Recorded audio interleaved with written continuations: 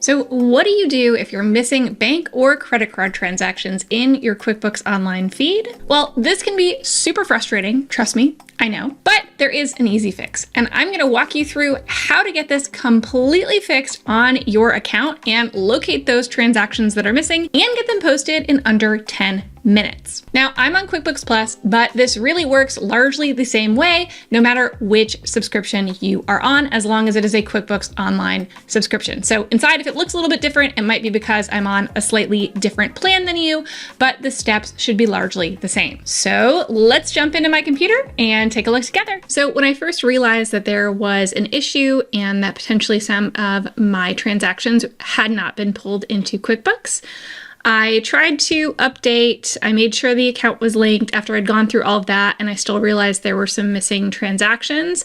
Then I made sure to go to the Transactions tab, and under the bank transactions, I picked the account that I knew was the problem. So in this case, it was a credit card account that was not pulling in all of the transactions. And so what I did to kind of figure out, what the scope of the problem was it just one or two missing things or maybe a lot of missing things? I went into this tab and I went to the categorized part. So once I did that, I wanted to go back and find about the time that this happened. So for me, this all kicked off because I knew one big expense that happened in February was not getting picked up in my QuickBooks. And so I decided to go back to around the February timeframe to see if I could see where some transactions may be missing. So essentially, I was just looking for gaps. So when I come down here, I took a look around, and what I noticed when I came back to around between March 11th and January 26th, there is a massive gap. And you'll notice that isn't typical. There's a lot of transactions on each day, and then all of a sudden nothing. And then once again, it doesn't look like there's any other big gaps. So that is probably my culprit, which makes sense considering the fact that the missing transaction I know happened towards the end of February. So it looks like I'm missing about a month and a half's worth of transactions for one reason or another. Sometimes that happens in QuickBooks and any other accounting software that you might be using. So now we just need to solve for what to do to get those transactions back in. Now, if this were just one or two missing transactions and I had verified that's all that was missing, I might go in and use a journal entry or something like that in order to add this back in.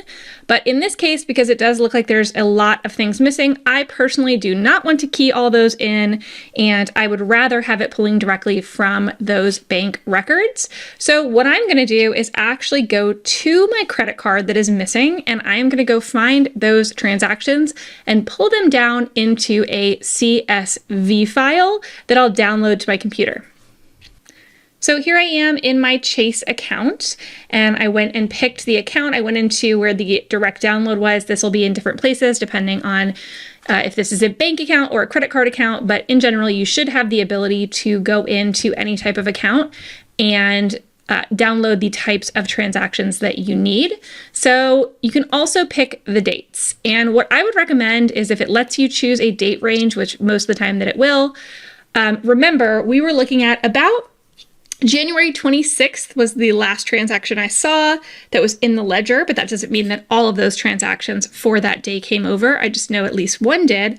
And March 11th was the next time that I started to see transactions. However, because there can be a little bit of a timing between when the transaction posts to the credit card or bank account and when it actually shows up in the GL and gets posted, I actually want to go back a couple of days before each of those dates just to make sure that I don't miss anything important. So in this case, instead of going just to the 26th, I'm actually going to go to, let's say, the 23rd or so. And then instead of going to March 11th, I'm going to go a couple days after that. We will go with March 13th. Okay, so I'm going to download that and I'll pull up the CSV file. Okay, so this is what my Chase CSV file looks like after I download it. I have blacked out some of the information because y'all don't need to see all of my credit card charges. And so what I'm going to do is I'm actually going to start at the bottom. So my list starts with the last date up top, which kind of drives me crazy. So I'm going to go down to the bottom, and I'm also going to pull up my QuickBooks right next to it so that I can kind of compare side by side. For me, that always makes things a little bit easier. And really what I'm trying to do here is make sure that I have all the things on this list that are not in QuickBooks and that I'm not double counting anything. So remember, we ran this report a few days before and a few days after. So more than likely there's a few things on here that are already in QuickBooks and we don't want to upload those because then we're double counting. So we're going to get rid of those. And it's also going to help us to verify exactly when this problem started. So the first thing I'm going to look at is this bottom transaction and see if I can find it. I look over here and yes, iPostal $1.10. There's also my my post office box renewal of $9.99. So those we know that we are going to need to delete before we upload. So right now I'll just highlight them, but we will go in and delete them. These get a little tough for me because I do have a lot of these. These are just separate sales that are automations that we have. So they all come in a little bit different. So I have to pay a little bit of attention to make sure that I can find these. But 3206, let's see. I don't know that I see that one. I see 3260, but that's actually different. So when I go through here, I actually am noticing that these appear to not be in here. And same thing when I come up to this Upwork charge, I don't see that anywhere in here either, where it should be coming in right in between these two. It is not. So I can basically assume that everything from here on up is already or is not in QuickBooks, and these two I already verified are, so I'm going to delete those from the file. Remember, this file I'm going to use to then put these transactions back into QuickBooks so that I don't have to manually enter every single one of these, 70-ish transactions. And then I'm going to do the same exact thing on the end of this date range. And I'm going to look here. Remember, here's where we basically, started getting transactions coming through again. And the first one I saw was on 3/11 of $138 with Facebook for those Facebook ads. So I do see that one here. So that one's in QuickBooks. I also see the 118.14. That one's in QuickBooks. I do not see these two. So I'm going to leave those two and I'm going to go ahead and highlight those. And then eventually when I'm done and I feel pretty good about it, I'll just go ahead and delete them.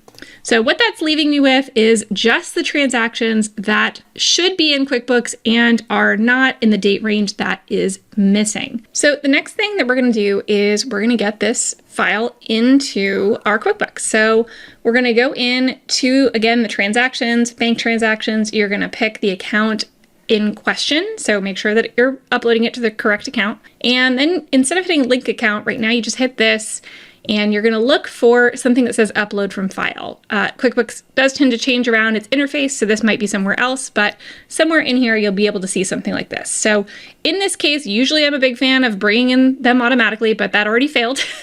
So we're going to go to the manually upload your transactions and we are going to find that same file that we saved just a little bit ago.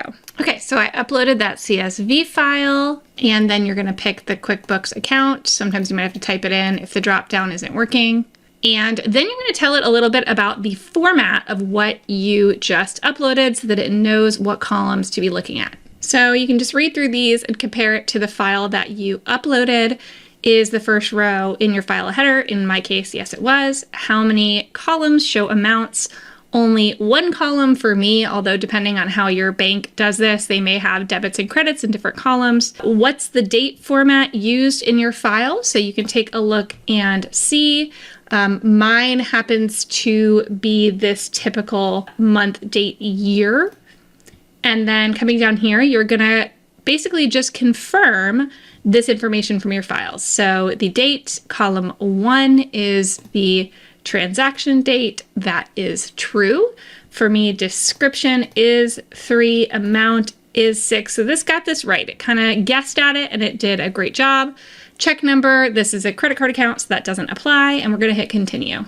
And then when I got to this point, I loved that it asked this question because this is one of the most common issues. If you're still having an issue after putting this in, it could be a sign reversal, which essentially is going to muck up your books entirely. So you want to make sure that the signs are going the right way. Again, depending on your bank or credit card, they may do this in different ways. But in this case, it's saying generally credit card payments post as positive numbers and charges post as negative ones. Okay, so charges, negative, that's a charge, negative. This is a credit card payment, it's positive. So that looks correct for me. And it's going to let me, let's say this was different, it would allow me to reverse all values. I don't want to do that. Mine's doing it the way that they expect it to be done. So I can just leave it at that. So then you're just going to choose the transactions you want to import. Remember, we've already done the work to make sure that we haven't double counted anything. If you didn't do that and you want to double check it first, you can do that here. But for me, I already know that none of these are within QuickBooks. So I'm going to click all of those. Now, if you're somebody who has felt some frustration sometimes with different accounting programs like this, I'm feeling you right now, because the second that I press continue on this, it basically just said we can't upload everything from your files. Some info may be missing, double check it, but it's not, and everything is completely fine. So I'm gonna have to probably start this process over and try again, and I'll come back and update you, assuming that this eventually works. Okay, so I finally got it to work. If anybody else is having that same issue, I realized what I had to do was go back and actually change the account that I had been telling it to go towards. So I had put the master account instead of the sub account for that specific credit card. So I had to go change that. So that's something to check if that is something you're running into. I also did the age-old log out and log back in in order to try to get it to work. But at the end of the day, it looks like my import was completed. So I did just go in and check, and lo and behold, I do see everything in there, and I see that I have 66 transactions to review. Yay for me. And so what I'm going to go through and do is my normal process to get all of this where it needs to go. And then I'm going to make sure I do my bank reconciliation. Anytime you do something like this, where you're adding in, doing anything manual to try to fix issues with QuickBooks, the best way to figure out whether it worked or not is to do a bank reconciliation. So that will be my next step after I go through and do my normal process to add my transactions to my ledger. Well, there you go. Now you know what to do next time this happens to you, or maybe you search for this video because it's currently happening to you, and hopefully you were able to follow along step by step and fix yours while I was fixing mine. Now, I get lots of questions about whether I help with bookkeeping and bookkeeping cleanup, and unfortunately I don't, but I do have some preferred vendors that would be a great fit to help you with your QuickBooks Online. So definitely go check out the link below to my preferred vendors. And some of my vendors actually do consultations on QuickBooks Online if you're not ready to fully outsource to a bookkeeper just yet. Now, while you're in the organizational mood, you might as well also grab my tax savings guide so that you can really think about how to save the most on taxes this year. And part of that is about staying organized, but then I also have some additional strategies that you can implement now in order to save taxes in the current year. So make sure to grab that guide at jamietrull.com/tax savings. It's totally free. Now, if you're wondering what you're actually supposed to do with your financial statements and your profit and loss once you have all your finances together, well, I have an entire video going over how to review your business finances and make sense out of them. So make sure to check that video out next. Thanks for joining me. Make sure to like and subscribe, and I'll see you next time.